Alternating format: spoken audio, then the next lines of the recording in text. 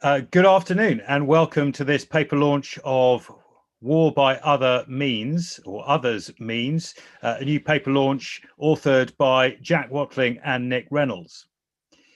Getting other people to fight your wars is not new. The paper doesn't say so either, but I mean, historically, this has been employed as a policy by Athens, by Rome, the Mongols, even Alexander the Great liked the idea. In the 18th and 19th centuries, arguably, it became a favored Western methodology of waging campaigns. Using proxies, locals, even mercenaries was viewed then a more efficient use of blood and treasure, or national blood and treasure, even if it wasn't always successful or effective. More recently, the use of groups, now termed partners, to mow the lawn for you has returned to popularity. The paper launched today by Jack Watling and Nick Reynolds addresses this topic, but is not simply addressing the generic term. The paper seeks to fill the gap in operationalizing the concept between strategic aspirations and the challenges of military implementation.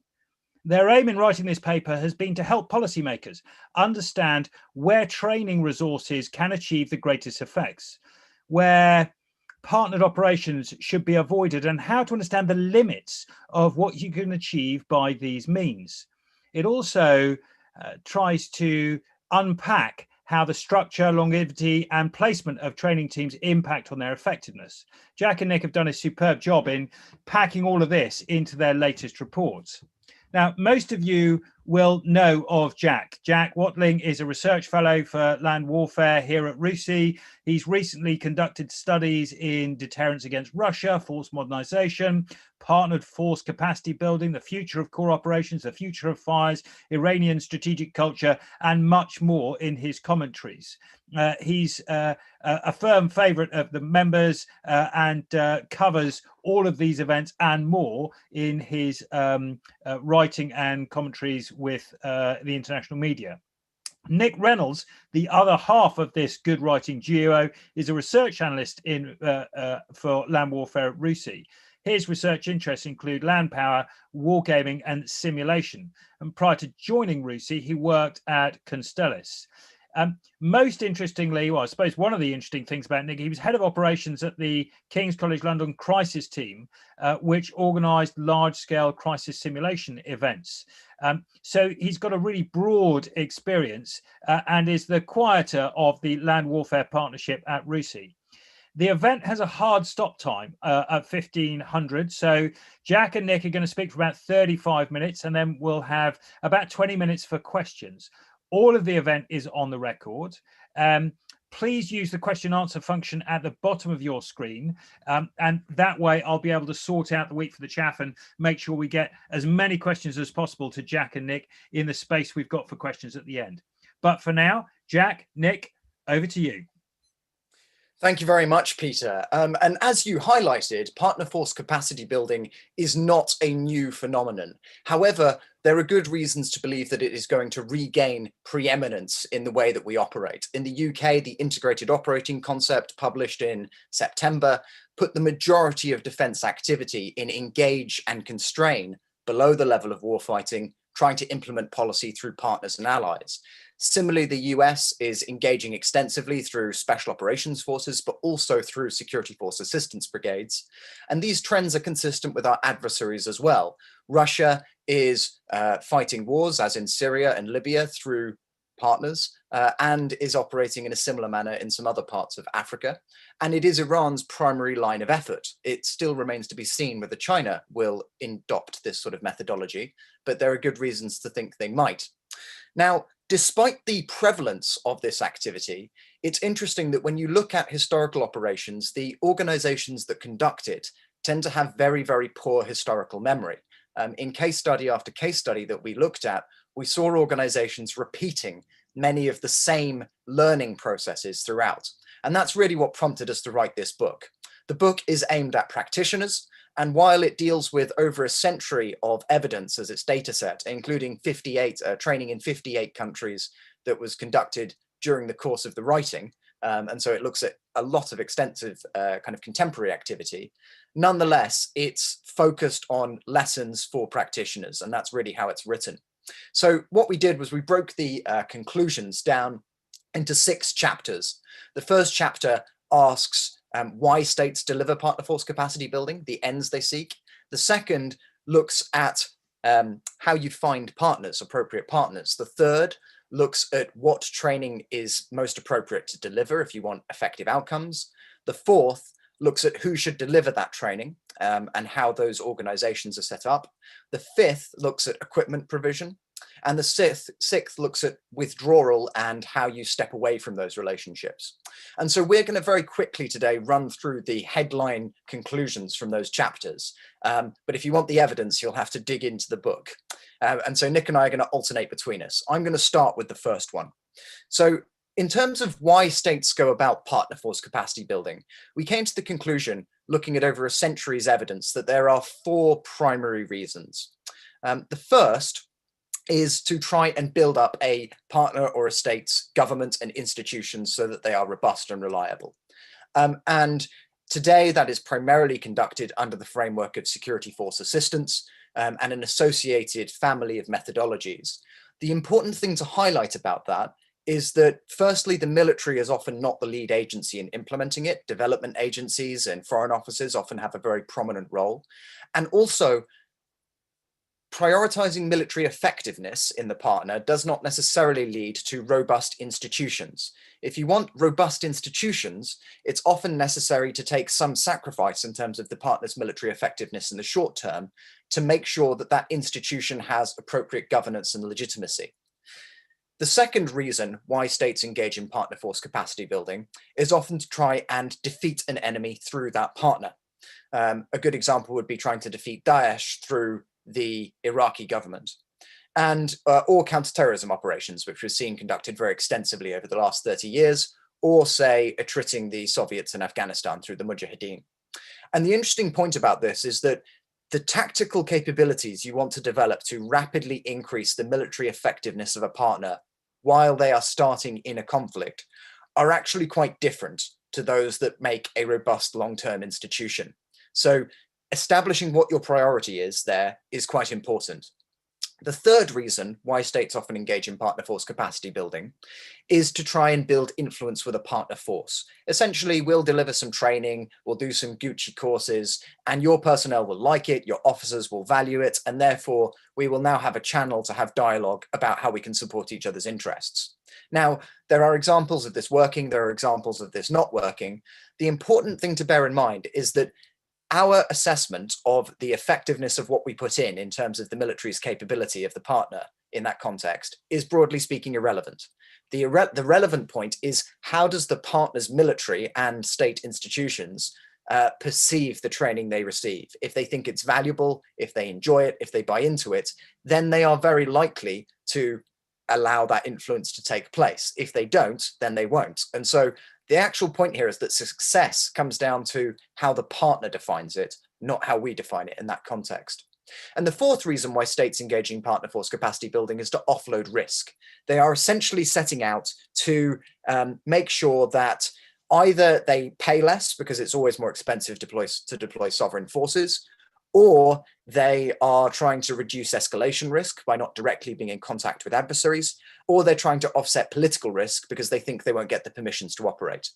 The important point there is that it really does constrain, if you're trying to limit risk, how much resource you can put into an operation, which will determine whether or not that operation you are investing in it sufficiently to get an outcome consistent with your objectives. Now, the key lesson from all of that is that there is a consistent trend throughout the historical record of these objectives overlapping and shifting in order of priority quite fluidly over time. The result being that a lot of these operations can appear endless and a bit objectiveless. Now, if you want to get around that, governments need to prioritize, be very clear about what the order of priority is in those areas, and then to commit to that strategy and the implications, including the trade-offs. If you want to defeat an enemy quickly and build up successful tactical units, you may well hurt the institution in the long run. You're going to have to live with that. And so I think being honest with ourselves about what we're trying to achieve and what we prioritize is critical to success. But for it to succeed, you need a good partner. And so I'll now hand over to Nick to explain our conclusions about how you find an appropriate partner. Nick, over to you. Thanks very much, Jack. Yeah, so as Jack has said, ultimately, it is the partner forces who will determine success, not the patron. Selecting partners for capacity building is, in our determination, not primarily a strategic, operational, or a tactical question, but an institutional one that underpins the ability of a partner to address and engage in the three traditional levels of conflict. Since we are discussing institutions and their underpinning values, it also highlights the importance of establishing preconditions. Yet what if there are no partners with all the requisite preconditions? And how can preconditions be set when a partner has to be selected in the midst of conflict? What I'm trying to get at here is that finding the perfect partner is a very rare prospect. The ideal prerequisites might be an alignment of interests and values, a sufficient understanding of and adherence to international law, that is, if you're a liberal democracy and consider breaches as such to constitute reputational damage, and an ability and a willingness to develop. Finding all of these is tricky. Recent experience suggests that manufacturing the perfect partner doesn't work. Attempts by the US to manufacture a carefully vetted opposition organization in the early days of Syria after the Arab Spring failed, as the group they built was artificial and couldn't sustain itself, instead being taken over by other organizations. Likewise, the switch to supporting the Kurdish SDF was rhetorically convenient, but had catastrophic results for US-Turkish relations. This could have been avoided or at least mitigated against with more honesty about who many of the SDF's personnel actually were. Shared goals help with determining suitable partners, but this is complicated. Weak states may be dishonest about goals. For example, Pakistan and Yemen, after appropriating funds on the pretense of assisting in the war on terror, both siphoned off millions in US aid and used it to fund other initiatives. There is also a historical example of the Spanish Civil War, where shared goals were undermined by a level of ideological rigidity that seems to defy explanation. Soviet trainers for the left-wing Republicans, ideological allies, were hampered by their overemphasis on purging fellow leftists within the Republican coalition, which proved counterproductive. What this suggests is that shared goals must be sufficient to ensure a unity of effort, a shared desired end state being preferable to simply having ideological, cultural, or religious factors in common, but the partners and patrons must also account for and accept some latitude or divergence, or else minor disagreements will destroy patron-partner relations. Notably, Iran and the IRGC have had a great success with partners because of shared adversaries. Shared goals through common enemies have proven more reliable at building bonds than cultural or religious affinity alone. Risk appetite must also be taken into account. Goals may diverge with time. Partners may behave in unexpected ways that cross patron red lines or undermine patron lines of effort. Or partners may, in future, turn against their patron and very effectively employ their training against them. Even if these worst-case scenarios do not occur, what will happen when patron personnel are injured or become casualties in the line of duty? Can these risks be justified? Is the mission important enough? And finally, there is the partner willingness to accept change, both at the senior level and throughout their organization. It is important to assess whether this will run up against entrenched power and financial interests. It usually does. But without finding a way for partners to accept change, institution building will be impossible. At the operational level, the main questions regarding partner selection are about assessing feasibility. How many people can be trained and at what level of an organization they can be trained at, and whether training should or is able to be focused on a vertical segment or a lateral stratum. It is important to be able to train enough partner personnel that they can interact with other personnel who share the same procedures. If so, there can be organization-wide change. If not, individual trained partner personnel will find their training to be at odds with their organization's way of doing things, and individuals will likely revert to their old way of operation. Therefore, when assessing a partner, it is important to question whether assistance can feasibly be delivered at a relevant scale. And then finally, there is the importance of personal relations. Can relationships be built and maintained? Can there be trust? So, before providing training and assistance, a patron really needs to assess whether a partner has political legitimacy within a defined constituency, shares an adversary, or at least a clearly defined end state, whether they have other objectives that will undermine the patron's interests, whether they pose an unacceptable risk of blowback, whether a positive relationship with patron trainers and advisors is possible, whether they will agree to a coherent training strategy, and whether the partner accepts and backs required changes. The patrons also need to look at themselves. Can they supply training at a scale to achieve the effect they want? And do they have the risk appetite to ensure that a training mission can operate effectively? And with that, I'll pass you back to Jack. So once you actually get out there and you have a partner that you think is suitable, how do you go about training them? We tend to like to give light infantry training, basic training, and medical training because it's less controversial. But actually, these have a pretty limited impact on partner effectiveness for several reasons. The first is that a lot of our procedures around, say, basic training are aimed at taking young men and women from our culture and society and habituating them to military life and preparing them for operations, i.e. taking them from one cultural context into a robust institution. But many of the partners we work with either are already quite habituated to an operational environment or have a very different cultural context. And so that process will not necessarily lead to the same results. And I think this comes back to the point about the partner's willingness to change. They will not be happy if you go in and start trying to change their culture. So the critical thing is trying to change as little as possible and focus on their strengths and building from them. Where can you add the grossest value rather than trying to simply start from scratch and replicate yourself in the partner? That's a strategy for failure. So after your special forces or others go in and kind of build the relationship and you start to actually deliver training, what training do you provide if there is that trust? And I'd say there are some really critical foundations that are often overlooked. The first is J18 function. So their ability, your partner's ability to manage their personnel and their pay for them. If they're not paid, they will rout. They will abandon their positions. They'll desert at a pretty large scale. That's very consistent in the historical literature and evidence. The second point is if the partner doesn't know which of its own personnel have received training and which haven't, it will not be able to use them as units where that training is then utilized, the right units being given the right task. And so it's absolutely critical that the J18 function is robust. If it's not there, it doesn't matter what else you deliver, it won't work. Now, that could be down to tribal relationships. It doesn't have to be our J18 system, but there needs to be something.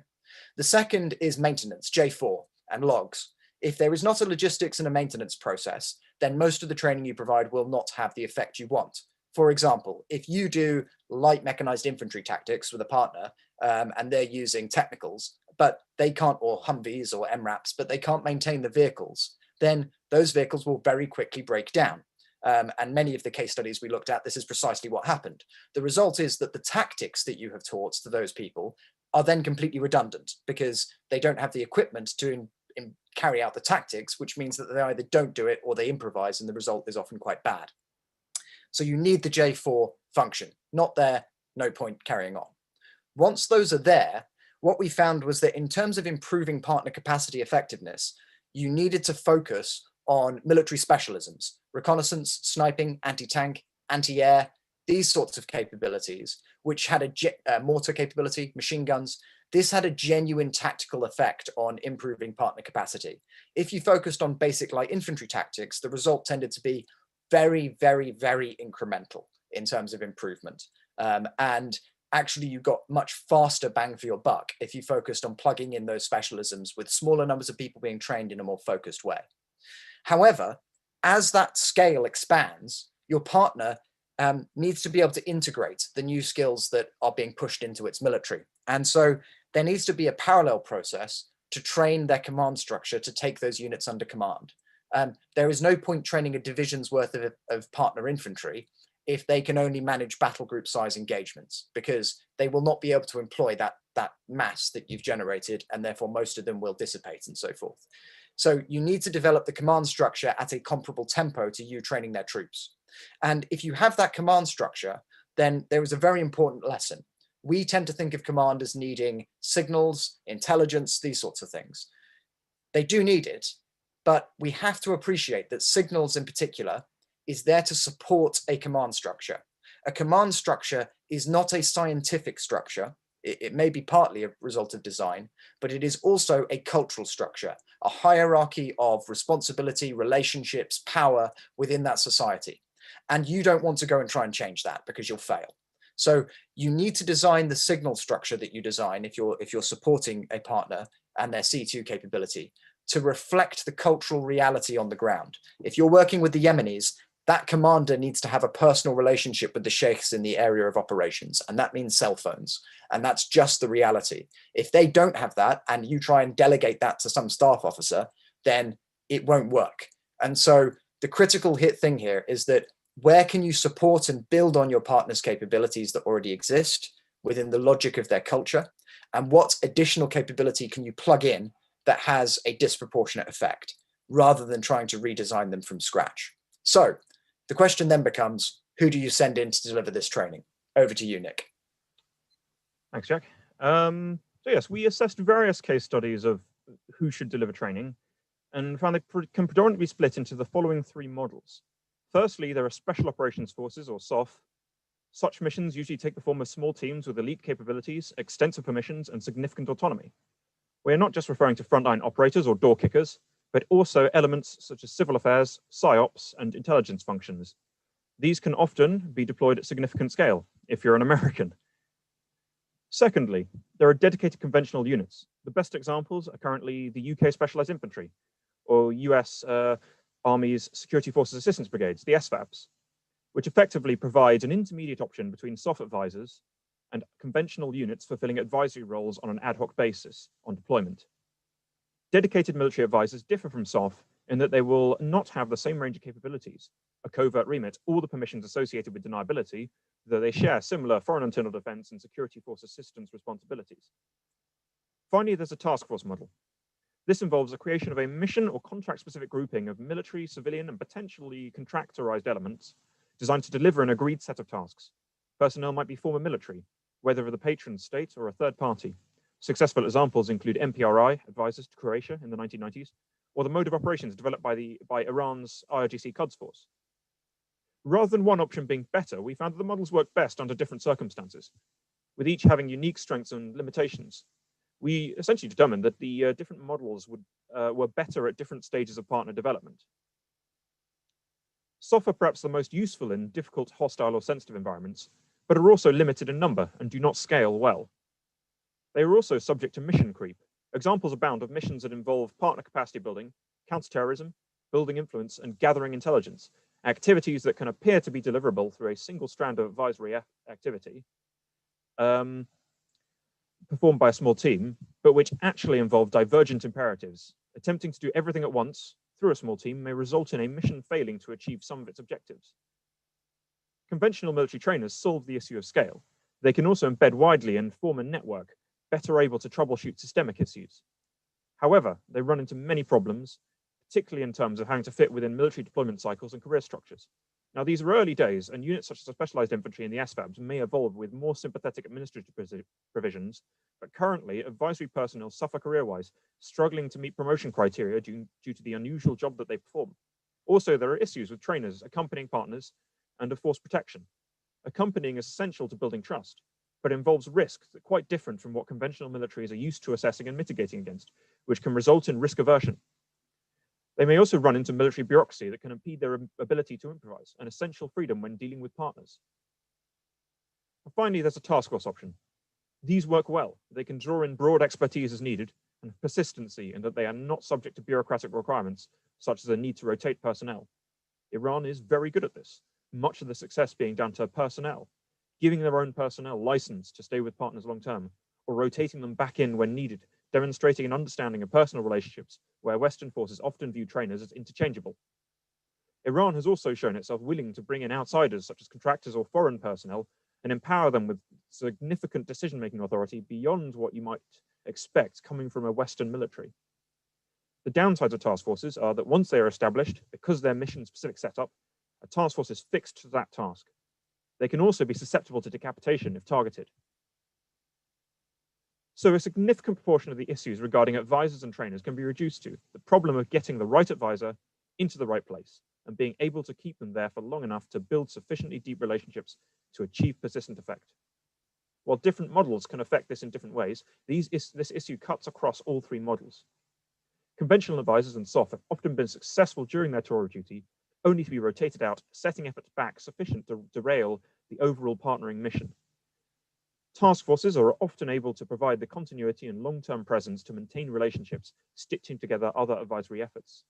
We concluded that blending different models to be the best, with SOF often able to open initial lines of communication and assess the prospects, conventional units being capable of providing the bulk of institution building, while contractorized, loaned, or otherwise deeply embedded advisors can provide long-term continuity.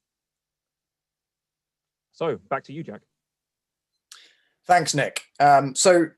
This chapter does stand out slightly from the others in that it doesn't necessarily flow on, but it's an important one to consider, and that is the provision of equipment to partners.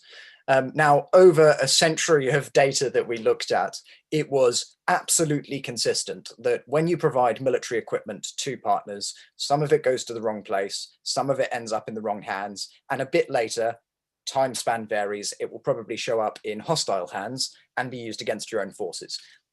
Completely consistent trend, and one that's not just an issue when it comes to lethal assistance provided to partners, but also a significant issue with non-lethal. A good example here that's been very prominent has been ISIS's use of Humvees extensively, which they captured from the Iraqi military, and which provided a very effective basis, not only as mobile pillboxes and protected mobility, but also as VBIEDs. So ended up having a very lethal effect.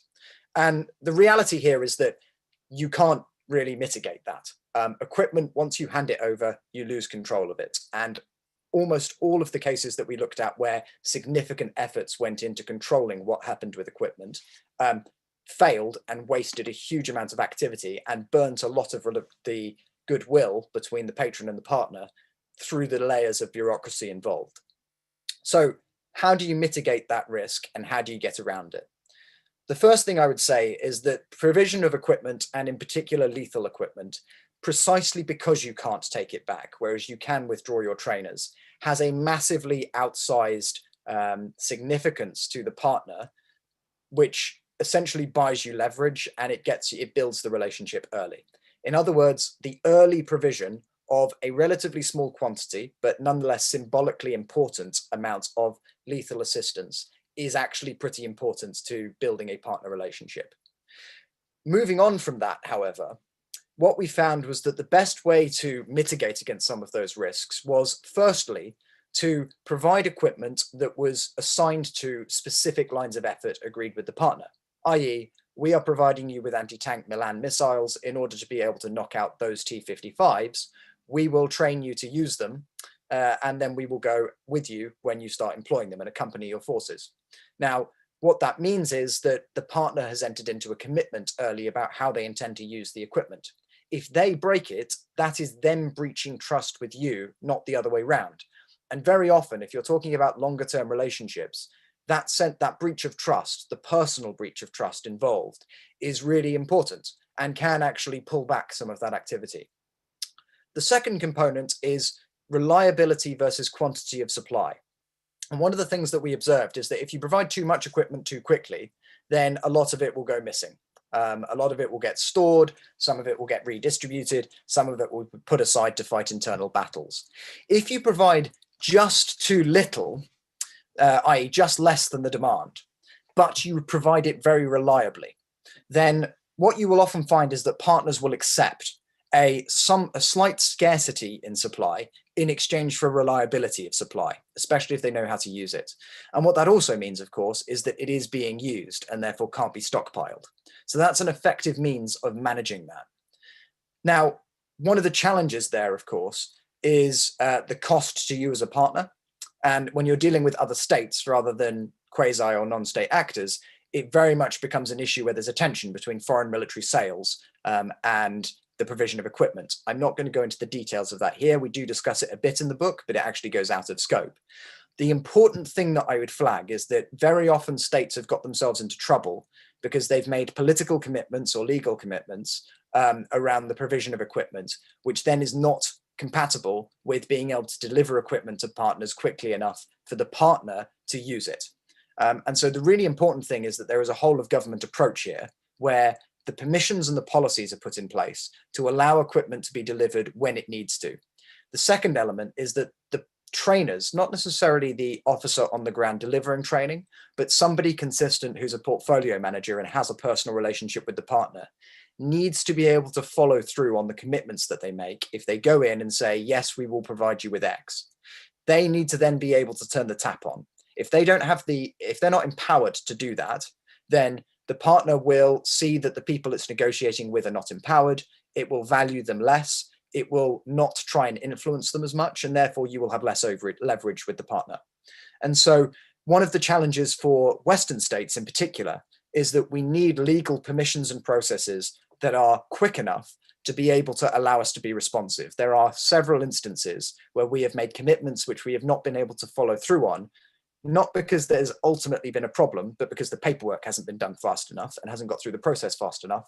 And the partner has essentially given up and gone to a different bidder, in some cases, sacrificing quite a lot of leverage. So that's one line of issue, but I'm going to go back onto the main narrative now and handing back to Nick, and he will discuss how you manage things if the relationship is going badly and how long you need to be there if you think it's going well. Nick. Yeah, thanks, Jack. So really, our final chapter, as Jack said, it essentially focused on how when training should end. Now, ideally, training should end when the mission is accomplished, partner is self-sufficient, and the objectives of both patron and partner are achieved. However, this can also occur when goals are deemed to no longer be achievable, or when a patron needs to deprioritize a relationship due to resource constraints and other imperatives, conditions that fall short of mission success. In either case, the process of disengagement is essential to getting the best outcome possible. Firstly, we should look at gold standard success. This is important because there should be a planning horizon that is realistic. We determined a very rough guideline of a full 10 years before a mission can expect to end having achieved this. We did 1 campaign season to establish a relationship, a further 3 campaign seasons to establish a training mission, determine who to train, get equipment and arms, and make serious headway with unit level training. 3 more campaign seasons to move on to training the trainer within the partner organization, to develop the leadership, and to make serious headway with integrating the trained units and elements into a partner institution, making it functional and troubleshooting systemic issues. Finally, 3 more to transition and hand over to a reduced long-term liaison and continued relationship if appropriate or desired. Now, obviously, that is a long time and a serious investment. So mechanisms to monitor progress and fix problems are absolutely essential to keep a mission on course, not just at the tactical level, but throughout the organization. When to leave early is also important, and there are various cases when this can and does happen. There is a creation of unaffordable partner forces that prove impossible to be taught to sustain themselves, the issue of quagmire.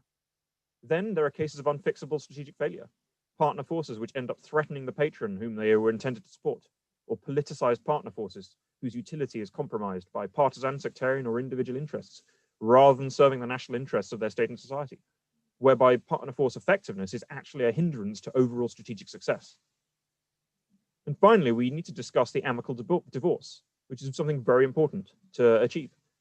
Partners and patron advisors often build strong bonds, yet strategic honesty is essential here. If a partnership is to serve a goal apart from partner capacity building, or if it is a marriage of convenience and partners have very different goals and values, this should be recognized. Emotional attachment, or even simply concern with sunk costs, is inevitable, and shifting the justification for maintaining the relationship is common. For the US, this occurred in Vietnam and in Syria with the Kurds. However, if this disrupts or prevents a planned and managed winding down of relationships, the inevitable process of leaving may eventually be done in a damaging way, often due to abruptness.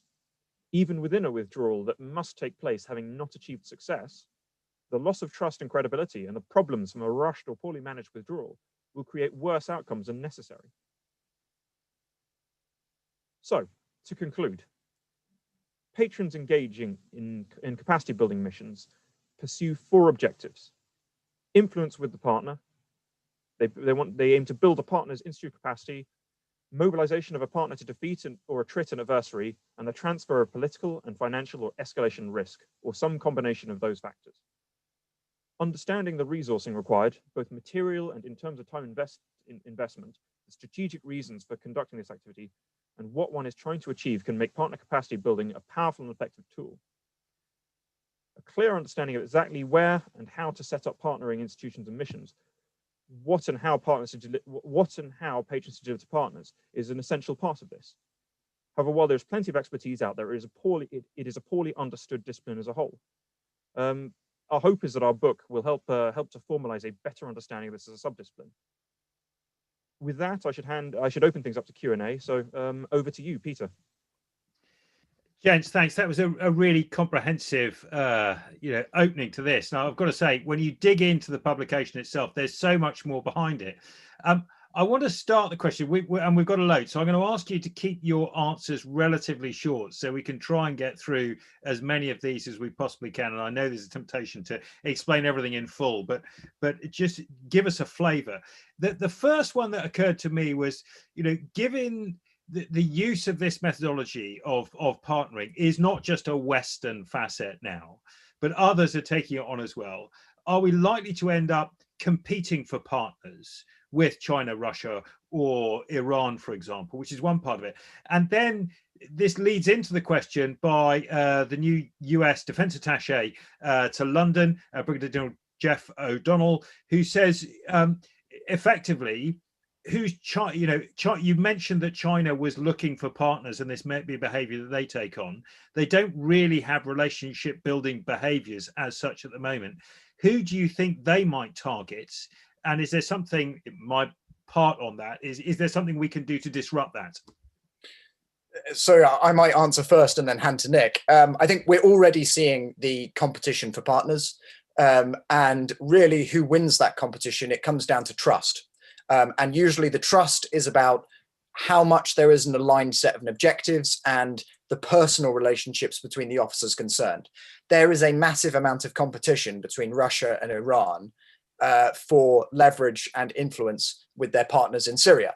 And Russia has won that game as far as the Assad government is concerned, and frozen Iran out of a lot of things. Iran doesn't like that. Iran obviously has that relationship with Hezbollah. And Russia, while it liaises with Hezbollah, does not have nearly as much influence. We've had a back and forth with Iran as far as the PUK in the Kurdish regional government are concerned, and others. There's been back and forth with Turkey on these sorts of issues. And so we are seeing those competitive dynamics. The Russians tried to set up a joint intelligence cell with the Iraqi military, and it basically fell on its face, because they weren't showing up with nearly as many toys, and there wasn't the depth and the trust in the relationship between senior officials and US officials and British officials. And so that's the really key thing. Do you have those personal relationships? As far as Jack, can I just jump in there? Are those personal relationships you're talking about, is that political? Is it military? Is it right at the top level? Is it the COCOM or the senior British military representative, or is it something below that? Is it the relationship between individual training teams and troops on the ground? Where does the relationship? Where's the critical part of that trust? So I think you need two things. You need the trust of the operators, because the operational level commander who you are liaising with and his staff or her staff, they are absolutely critical, because if you have that close professional collaboration, then that will be robust. And what they say to their own chain of command matters. But the second thing is you need top level political relationships. That's with ministerial and prime ministerial level. If you don't have that, then their permissions process and the political backing to actually implement change will not be there. And those people, if they're against you, can put so many roadblocks in the way that you're not going to get anywhere.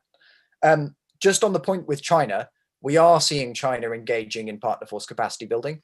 They're doing it in the Central Asian area and the CIS countries. And actually, if you look at the balance of where Central Asian Staff College members are going when they go to foreign staff colleges, they are increasingly going to Chinese staff colleges and not to Russian ones. So there is an interesting competition there at the moment between China and Russia for influence in the stands. There is obviously a massively burgeoning relationship with Pakistan and China. And I think there we are seeing competition potentially between China and the US. And I think that is going to expand, because the Chinese are seeing some effect and results from that. If you look at equipment as well into those countries, there is a steady proliferation of Chinese equipment. And we're also seeing proliferation of Chinese equipment into the Gulf, with an interest in setting up joint staff training in the UAE and other countries. They haven't managed that yet, but the line of travel is very much there. And given that that it becomes quite difficult to compete. I mean, Madeline Moon is just put this comment up, which I think is brilliant. As usual from Madeline, Russia's Wagner Group appears to be especially effective at partnering. How do we compete? And then there was another point that was raised by you and Grant, which is about if this is more than simply military advice and it is some kind of policy relationship, do we think that the FCDO is thinking about supporting such programs? I mean, is this, if the UK is planning on being integrated after the integrated review and central government will be Kremlin-like in pulling all this stuff together, do we think that the FCDO is actually going to take on this role? Do we think that there's the appetite for the D part of FCDO to start delivering on some of this stuff in terms of relationship as well as the military? Nick, do you want to answer first, and then I might chip in? I suppose that's a tricky one. I mean, so there is a potential for that to happen. I mean, I think under the old DFID, that might have been more problematic, just because DFID was a resource distribution organization primarily, rather than running its own projects. Whereas a Foreign Office does have more experience of that.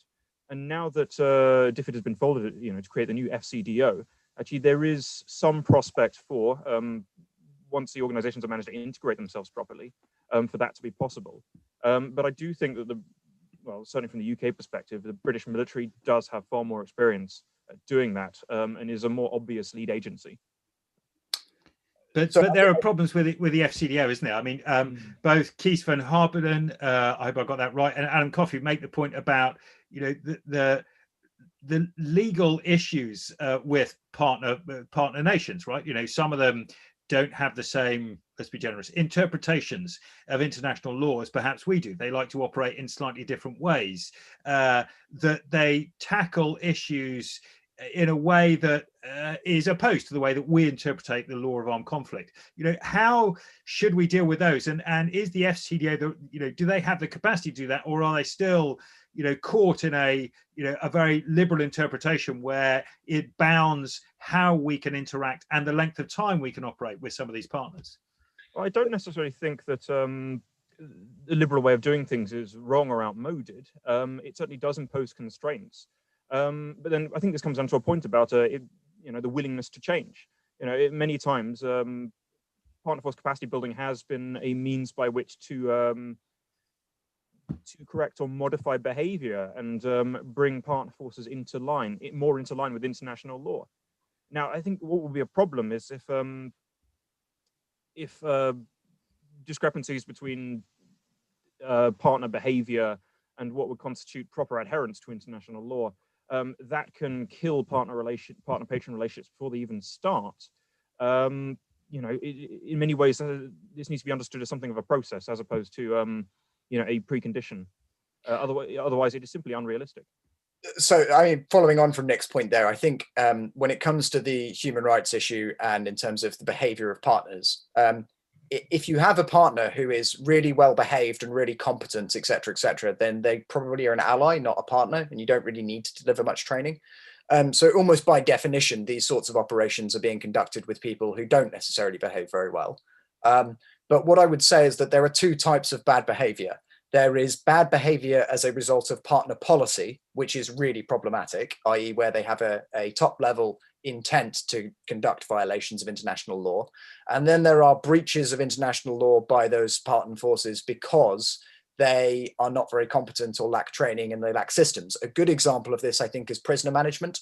If you don't have a robust process for handling prisoners, taking them, securing them, offloading them to someone, and no one in your organization has a responsibility for processing them, then it is really common for militaries to respond to that by being very abusive towards prisoners and eventually killing them if they're under stress.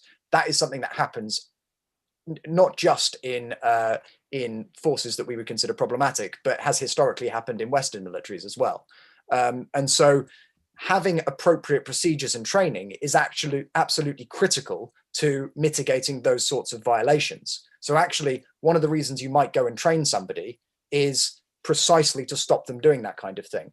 But in order to deliver the training, you have to accept that you might be working with somebody who is going to commit some breaches. And therefore you need policy, because I think the law, international law, might actually enable you to do it, but very often policy prevents us doing so.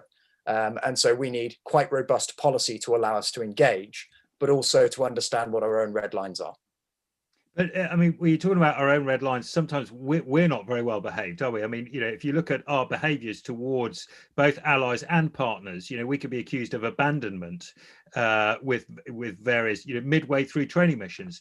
Paul Ellis makes this point about the Kurds, and then further down, Sarah Church has made this, this point about the long-term view of 10 years is absolutely right. But it feels like the UK specifically doesn't have a long-term view of many of these things, and so we look at very short-term training missions and then withdraw, thinking that we've done a great job. So how do we get over some of those problems? What do we just have to change the mindset, which is a longer-term problem than something that your paper can surely just prove on its own? I think this is very much, and Nick can speak more to this, very much the point that Nick was making when he talked about sequencing your delivery. So in Yemen, for example, when they started to get training of our partners right, what was the main tipping point was that there was a long-term embedded training team who didn't have a wide set of skills, but they built the relationship and they were there long-term, supported by the DA. What they were able to do, because they were there long-term, was speak to the partner forces training officers, work out what training was required, and then when short-term training teams came through, they would deliver the training, leave. They're only there to deliver a short course, but the long-term training team would then help the partner embed the training, make sure they exercised, make sure they practiced what they've been taught. And so it became part of their culture and their institution. And so I think it's about mixing. It's not necessarily eliminating short-term training teams, because that, delivering short courses is valid, but it's about how do the short courses connect together? And back to that really important J18 function, who is actually connecting that to the partner force so that it learns the lesson and embeds the lesson, rather than, having a great lark going and blazing some rooms in some buildings with some soft guys and then forgetting all the tactical procedures because they don't do it for 6 months. Nick, do you want to add to that? Yeah, actually, I think it sort of it definitely highlighted one of the issues, in that which actually isn't really a rule of thumb, but it is very much dependent on the partner institution itself, is exactly at what level you deliver that training to have that wider impact. So the example I recall is the Afghan, I believe it was the Afghan, one of their maintenance schools was set up by Western partner forces to help overcome that issue of actually creating a persistent way of just consistently delivering training to people in a way that could be sort of validated. But it really ran up against the fact that it wasn't blended with any kind of touch points within the units themselves. So Afghan personnel were brought to be trained in maintenance, but then they were sent back to the units and they didn't necessarily have the tools available. There wasn't a way of sort of assessing, what kind of training had proved effective and what needs to be adjusted. I think the units themselves often had problems because they weren't even, their J1 record keeping was not sufficiently developed for them to really determine which personnel they wanted to send in the first place. So despite having some elements of, a persistent long-term presence, the training mission, it really struggled because a lot of those sort of local touch points had been culled to because of resource constraints, in the hope that the centralization would fill that gap. So it is, yeah, I absolutely agree with you, but it's also very much on a case-by-case basis, and you need that understanding of how a partner institution functions. And part of that surely is about the fact that often the partners that we would choose, individual states would choose to interact with, are the same partners that lots of other Western states would choose to engage with. So some states will get the same training from the UK as they'll get from the US, as they might get from France. But there are some examples where we've seen this over a much longer period of time, right? So as Matthew Jackson points out, there's been lots of international partner capacity building in the UAE and Turkey and Somalia and various other states. There's an even longer relationship, which Samir Yousef points out, about the USA and Israel in terms of not just kit, but longer term training. So what is their evidence about the long term training? The really deep and long term relationship, but also about where it's not conducted by just one state. So they're slightly different issues. But in terms of the multi-state point, what you want is one primary manager of the relationship who can then call upon support and effects from those other trainers. A good example of this might be if I'm commanding the long-term training liaison with a partner force, then I can lay out the map of what different training we need. Then I can go to the DA community in country, let's say the NATO DA community, and say, right, I need trainers who can deliver a short course on counter IDs. I need someone to deliver med. I need someone to deliver comms. And those countries can then bid. And one of the advantages of something like NATO STANAGs is that most NATO members, not all, have the same medical procedures. So it doesn't really matter if it is a German medical team or even a Swedish medical team, not a member of NATO, but they follow very similar procedures, who came out to deliver the medical training. But what you want is you want one person to really manage the implementation of that and its distribution across the unit.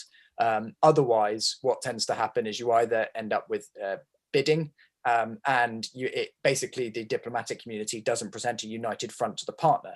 And when that happens, the partner usually has a great time, because what they do is they start playing patrons off against one another, which there are lots of examples of.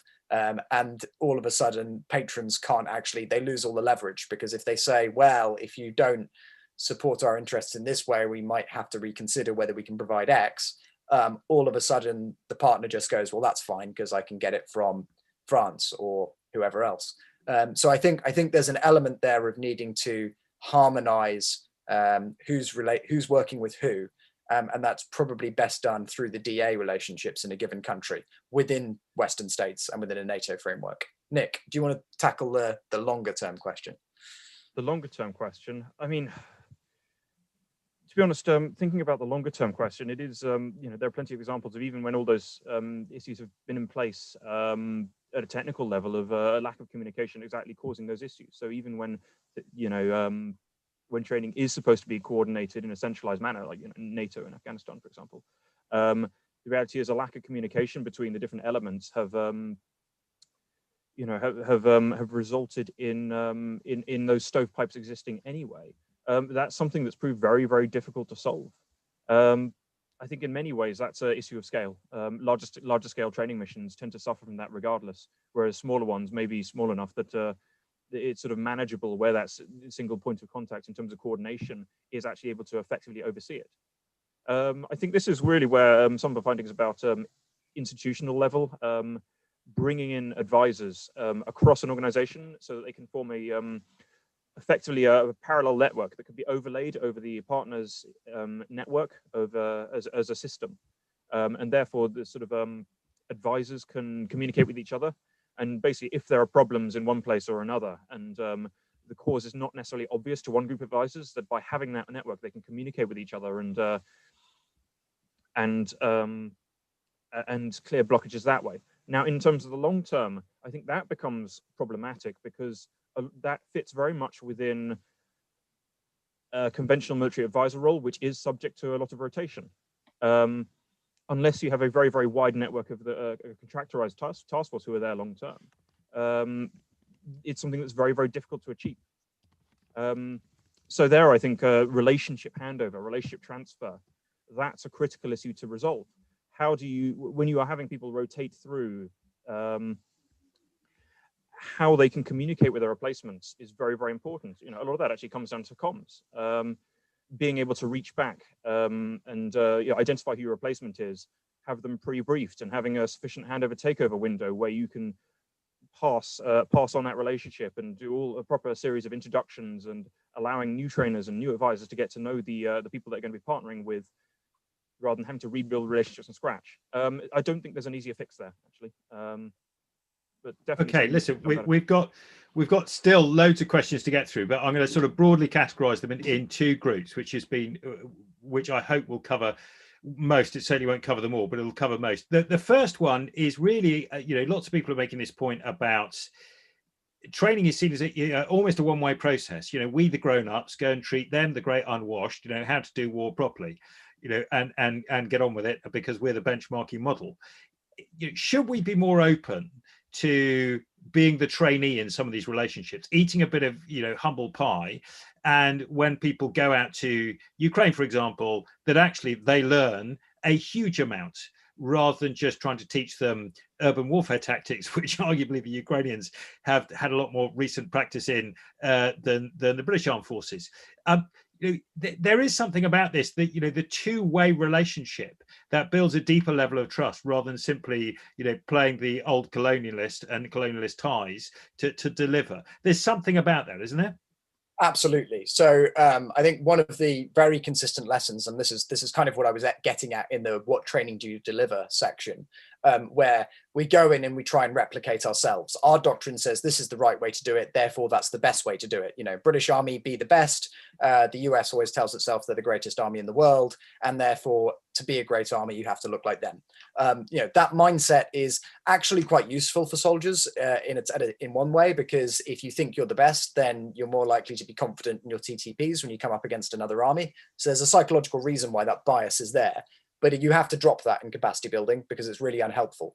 And even if you are training somebody who really isn't necessarily highly tactically proficient, if they really understand the terrain and the operating environment, then frankly, they might know quite a lot that you don't. So yes, there is an element of humility. And I think that's why you have to focus on not trying to change their culture, not trying to transform and completely reconstruct their institution, but instead focusing on things where you add genuine value. Focusing on capabilities that they recognize a need for. And that's why you need a conversation with them at the beginning about what they consider useful and what you think you can offer. And if you have that relationship so that there's a mutual transfer of value, then absolutely it can work quite well. Going back the other way in terms of us learning from them, you have to be pretty careful about that. I wouldn't actually make it an explicit part of a lot of what you do, but a good example of where this becomes critical is intelligence support. So we quite like providing intelligence training to people because we think it makes them much more effective, having a good targeting cycle, fusion, etc., etc. The problem is that our intelligence trainers are also intelligence officers. The partner knows that, and they know that the partner is a collection target, and they also know that your intelligence officers are not sharing everything with them because they're withholding source material, etc. And so very quickly, what you end up seeing partners do time and time again is cutting off a bit of their own intelligence apparatus, putting it forward for training, and then separating it out from their own intelligence structures. Now, if you go in with that kind of training relationship, you will very quickly run up against a brick wall, and it probably won't deliver the results you want. It undermines trust. And so the critical thing there is not framing it as training, but framing it as intelligence liaison, i.e. we're going to come and cooperate with you. We'll share information. You can share information. We'll share some practices that we think you might value. You can do the same in terms of local human stuff.